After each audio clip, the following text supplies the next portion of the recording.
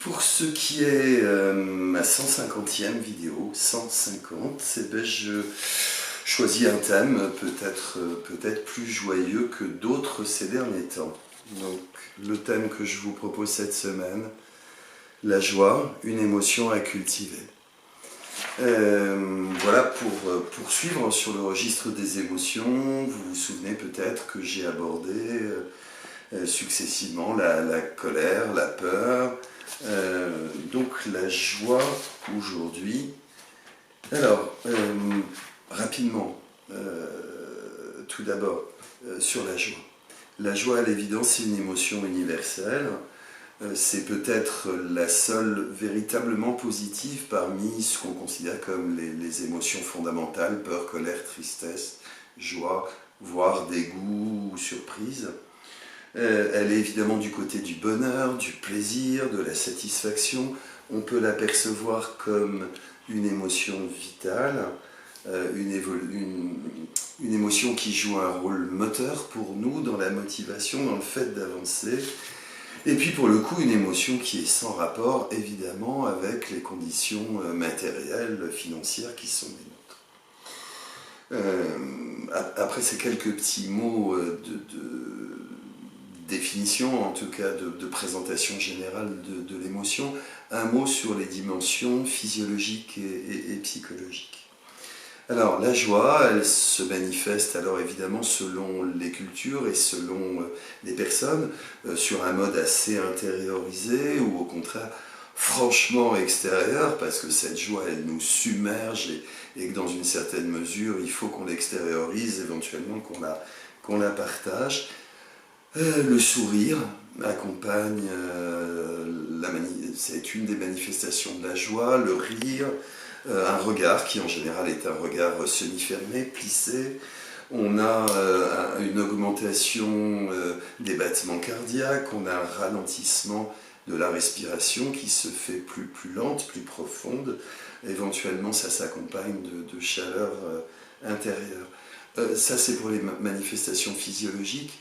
D'un point de vue psychologique, on est du côté du bien-être, de la plénitude. En fait, on a une série d'hormones qui sont associées à la joie et qui vont jouer un rôle du côté du plaisir d'un côté et puis du côté de l'excitation de l'autre. Pour enchaîner, cette joie, elle a des effets multiples.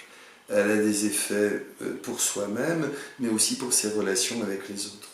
Tout à l'heure, j'évoquais le côté moteur de la joie. Oui, ça joue du point de vue de la motivation.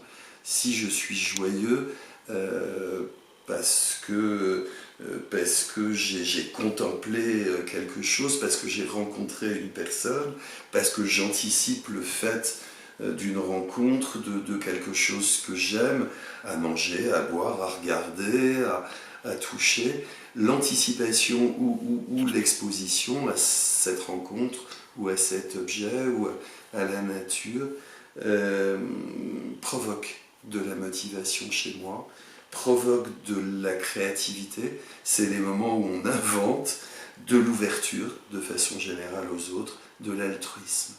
Bref, il y a 10 millions de bonnes raisons pour être joyeux. Les effets sont non seulement pour soi, mais aussi pour les autres. Ils peuvent même avoir des effets dans un contexte professionnel.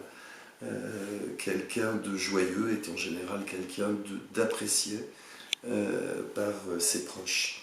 Alors, quelle réponse à la joie? Je suis en face de quelqu'un qui est joyeux. Eh bien, évidemment, ça n'appelle qu'une seule réponse évidente, qui est le partage.